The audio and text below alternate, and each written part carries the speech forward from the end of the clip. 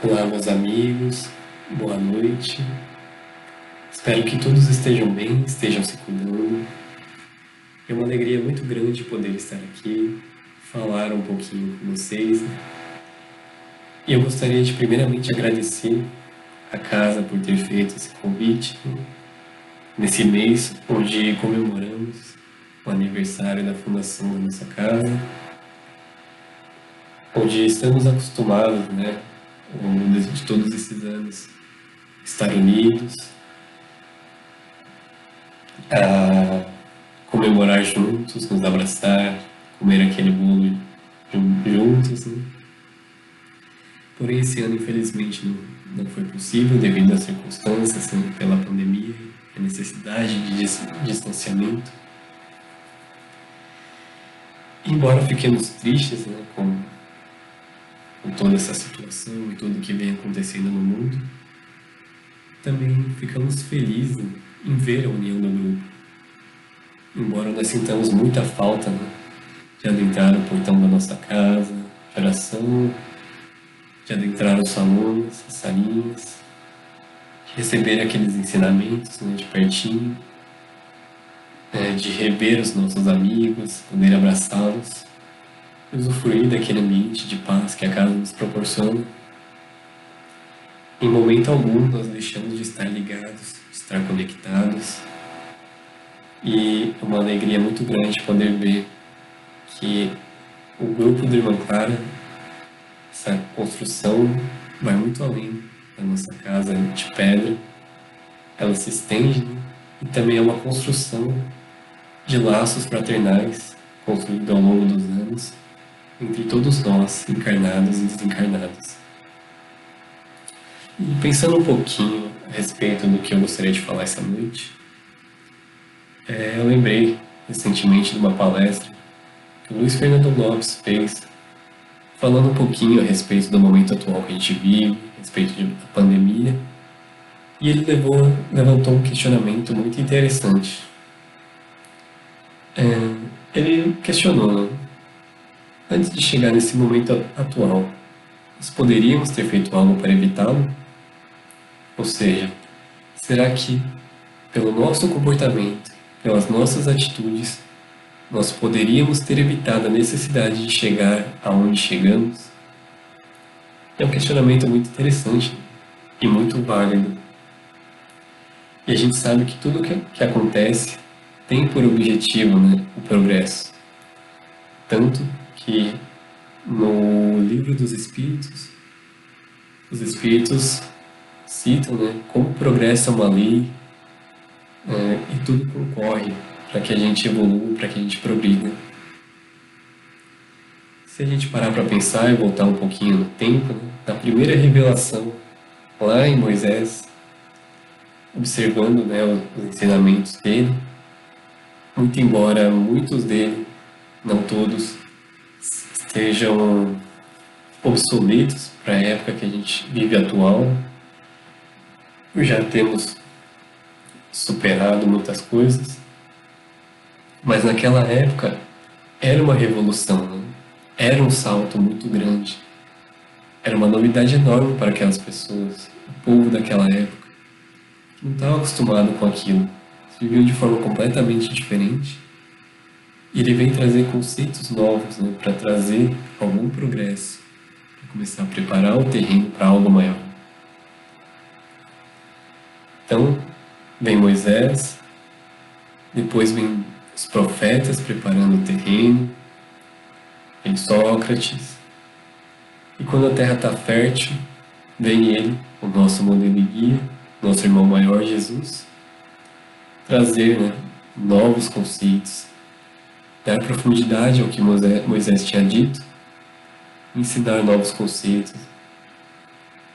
E quando Jesus falava aquele povo, ele falava através de parábolas, porque naquele momento, falando através de parábolas, todos poderiam ouvi-lo e cada um poderia absorver de acordo com a sua etapa ali no progresso, conforme a sua capacidade, conforme o seu momento.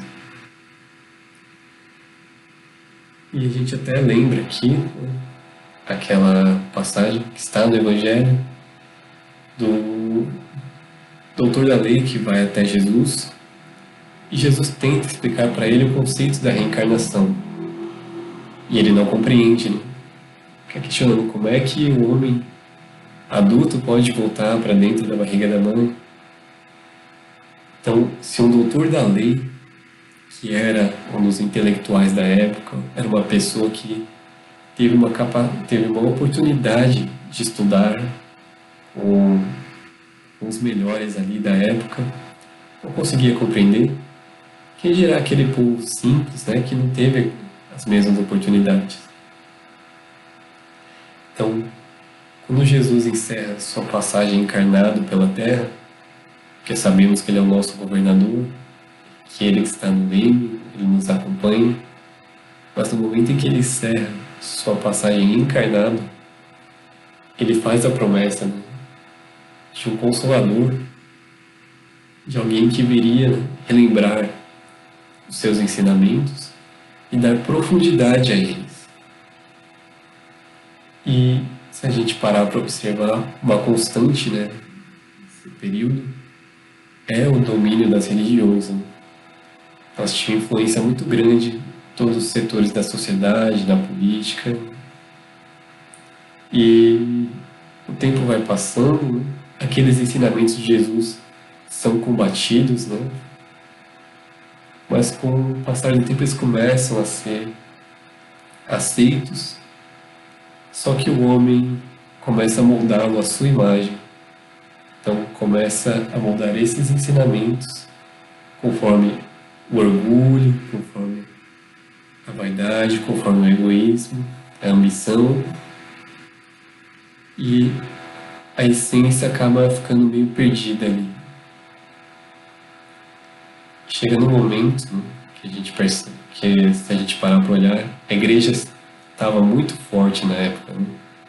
Tinha influência na política e em outros setores da sociedade, inclusive podia barrar algumas ideias novas relacionadas à ciência, né? Como a gente lembra do caso de Galileu Galilei.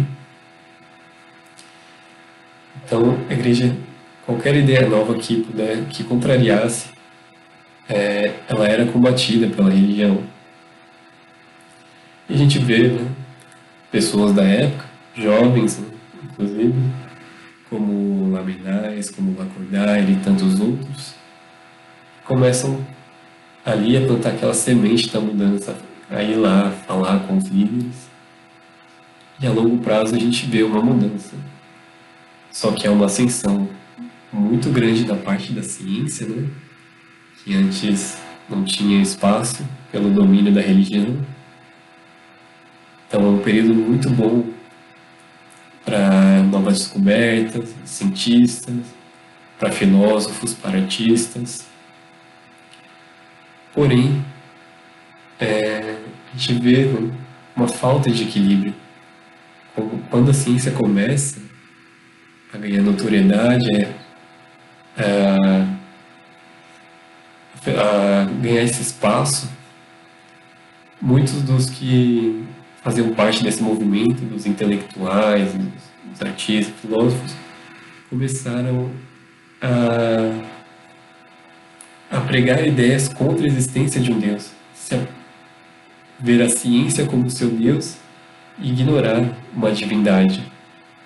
Então a gente percebe esse desbalanço no momento, as religiões, né, com muito poder, mas muito voltadas, né, aos interesses, às ambições e desprezando a ciência.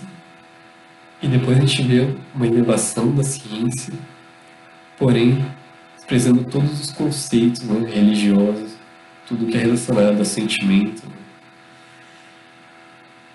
Mas como o progresso não para, né, a gente continua nossa jornada histórica, chega no momento, né, que Kardec traz a codificação em trazer a mensagem dos Espíritos, né, o Evangelho redivivo, que é a união da religião da filosofia e da ciência. Então a gente chega nesse equilíbrio. Então o Espiritismo não é só um marco, a chegada do Consolador. Ele é também um marco da nossa capacidade de compreensão do que o Cristo veio nos ensinar. E se a gente, voltando, né, ao que o Luiz Fernando falou, se a gente pode, né, se questionar. Além do que a gente estava fazendo antes de tudo isso acontecer, se a gente poderia fazer algo para evitar, como a gente vai se portar moralmente depois que isso passar? O que a gente está tirando de ensinamento durante esse período que a gente vai poder levar adiante para o futuro? Quais os ensinamentos que a gente está agregando, moralmente falando, para nós? Que a gente está tirando desse momento. E muita gente está tendo dificuldade nesse período, estar em isolamento, estar afastado da sociedade, o que é perfeitamente natural, porque a gente não está acostumado, e também porque estar em sociedade é uma lei. A gente não foi feito para ficar sozinho. Tanto que Kardec, no Livro dos Espíritos, questão 766, ele questiona se viver em sociedade é algo natural. E os Espíritos respondem, né, certamente, que Deus não dá recursos como a fala e tantos outros, né, à toa, né, não é por acaso que a gente tem essa capacidade de se comunicar e se unir em grupos, viver em sociedade. Então, há de se pensar, né, se Deus não dá nenhum recurso à toa para nós, nós tivemos acesso a essas informações, essas lições do Espiritismo, essas mensagens do Cristo, o que nós estamos fazendo com ela? Como era a nossa postura antes do que está acontecendo hoje? O que nós estamos aprendendo hoje? Como a gente está se portando? E como vai ser a nossa postura depois?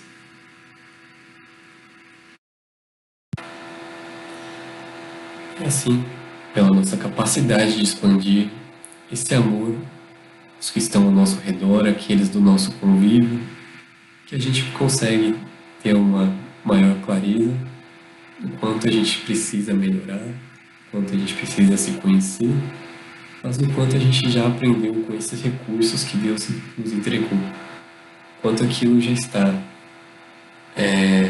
em nossas mentes e em nosso coração, a nossa capacidade de senti-los. E Jesus vive, né, falando sobre isso várias vezes ao longo da sua vida, principalmente por ações, mas também por lições como a parábola dos talentos, como ensinamentos como não pôr a candeia debaixo do alqueire e, acho que o maior e principal de todos, amar ao próximo como a si mesmo. Tem uma história em um livro chamado Homens Notáveis, Histórias da Palestina nos Tempos de Jesus, de Sirineia Yolanda Maffei, ditado por Leon Tolstói, que conta uma história que ilustra bem. A história é de, ao longo do livro, vamos acompanhando vários personagens que tiveram esse contato com Jesus, e essa é a história de Tiago, o eremita. Durante a narrativa nós conhecemos a história de Tiago, não vou contar aqui com todos os detalhes, por conta do tempo, recomendo que procurem depois ler a história na íntegra, porque ela é muito boa, muitos ensinamentos importantes. Mas conta a história de um homem, né, que vivia em uma caverna. E durante a narrativa a gente vai descobrindo os eventos que o levaram até lá. Como ele trabalhava, né, era dono de uma fazenda, muito apegado ao trabalho, aos estudos, né, sabe, por conceitos que o pai, que havia acabado de desencarnar, lhe passou. E certa feita, um grupo, né, de ciganos chega à sua propriedade, pede para ficar ali. E numa noite, depois que ele sentiu que eles ficassem ali, aquele segundo servo que veio lhe avisar, apareciam boas pessoas. Inclusive o servo cita a filha do chefe que chamou a atenção dele pela sua beleza. E numa noite que ele não consegue dormir por conta dos problemas do trabalho, ele sentia muita falta do pai, das discussões, né? Ele sentia agora o peso de ter que tomar tantas decisões sozinho. Ele cavava até a cachoeira e ele vê pela primeira vez a filha do chefe, dos ciganos, e ali começa o interesse. Ele volta outras vezes, né, com o intuito de, quem sabe, vê-la, até que certa vez o chefe o convida a ficar a comer com eles,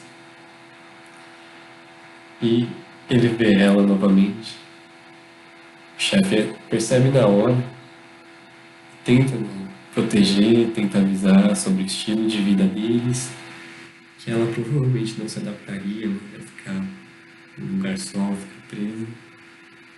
E o Tiago vai insistindo até que ele aceite deixar os dois se conhecerem,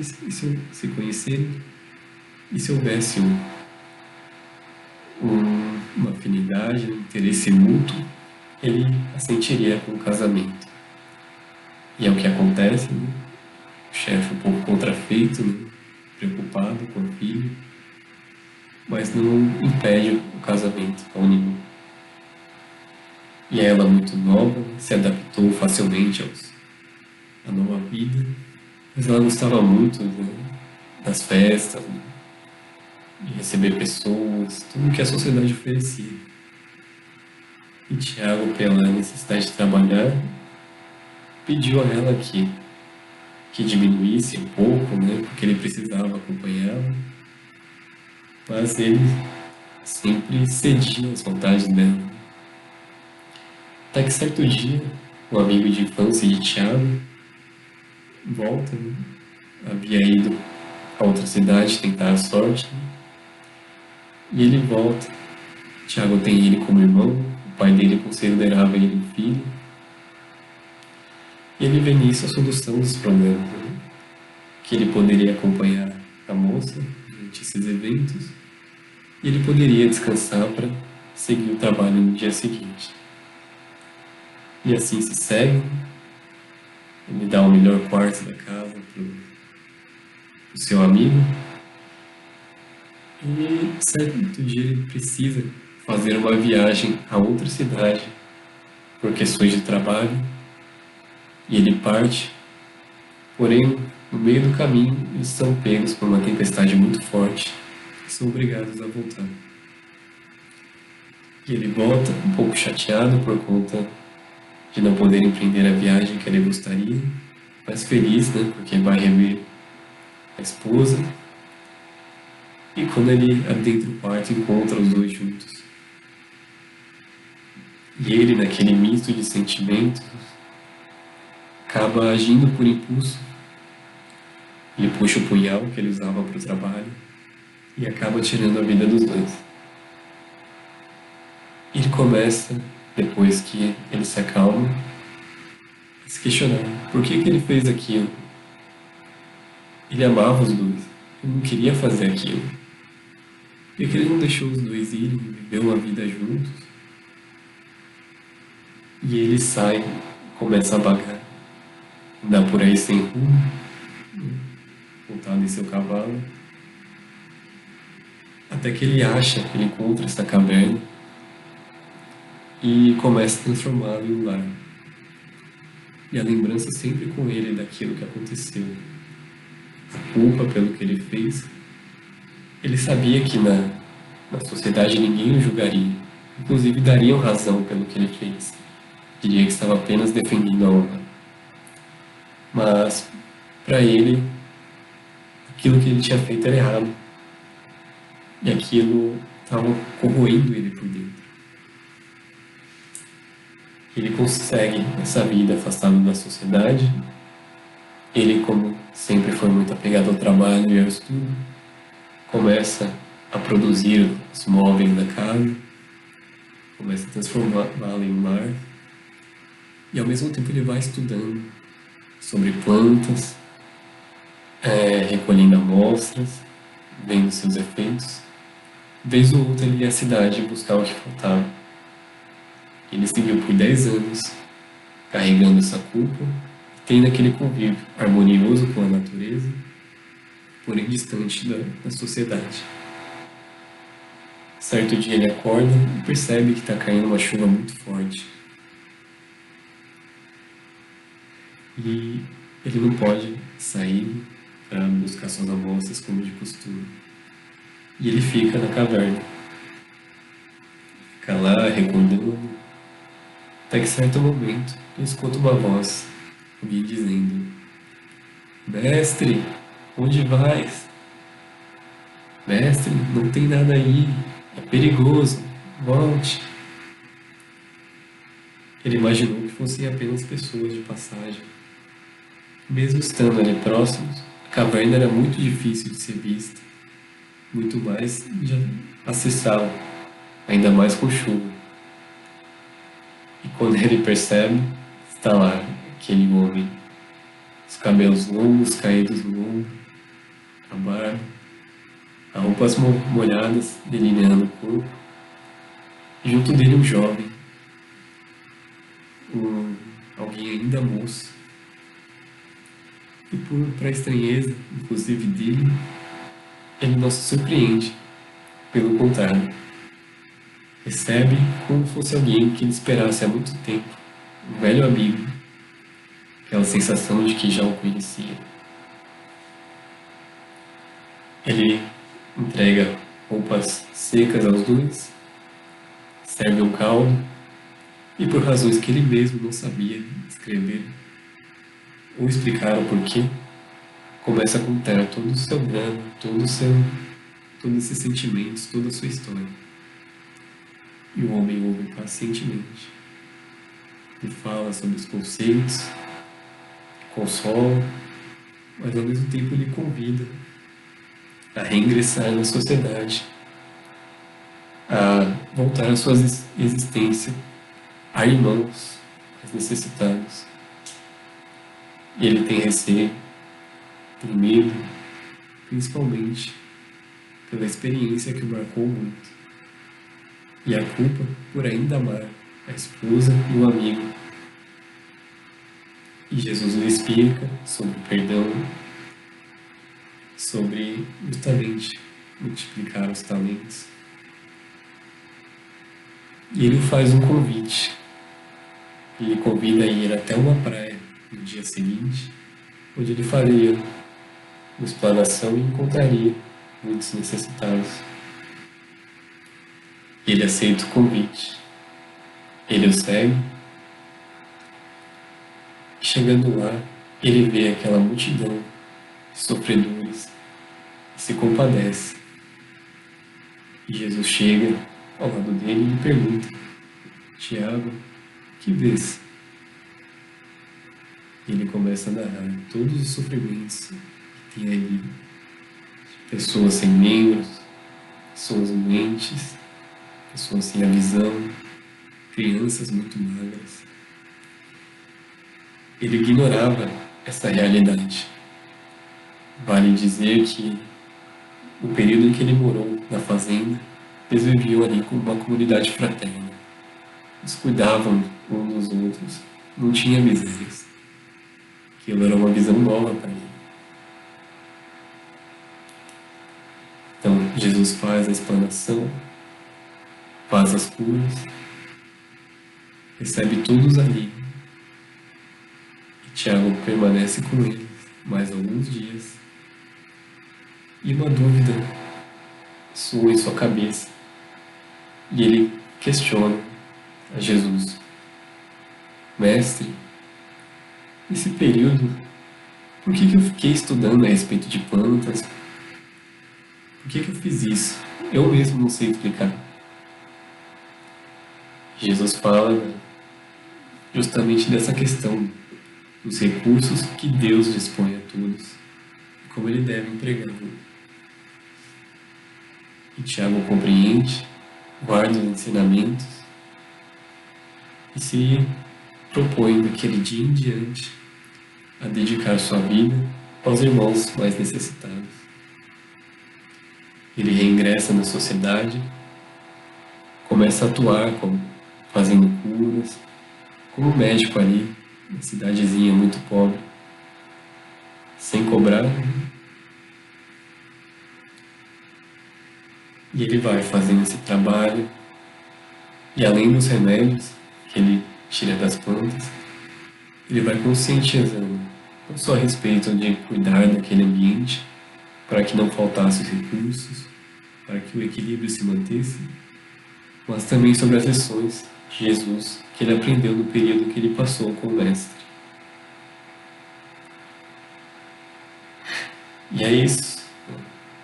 Quantas vezes Jesus não nos faz esse convite a levar os nossos recursos e usá-los em favor dos nossos irmãos, aqueles que não tiveram as mesmas oportunidades, aqueles mais necessitados. Então, que a nossa postura seja sempre essa, de quem compreendeu a lição do Mestre, essas lições de amor, e possa, não só com palavras, mas sobretudo com atitudes, possa expandir o nosso amor aos nossos irmãos, todos aqueles do nosso convívio, que possamos contribuir um pouquinho, né, com a evolução do nosso globo, do nosso Brasil, que é o coração do mundo e a pátria do Evangelho. Muito obrigado a todos que assistiram até aqui. Deus os abençoe e espero revê-los em breve, pessoalmente, para poder abraçá-los. Até a próxima.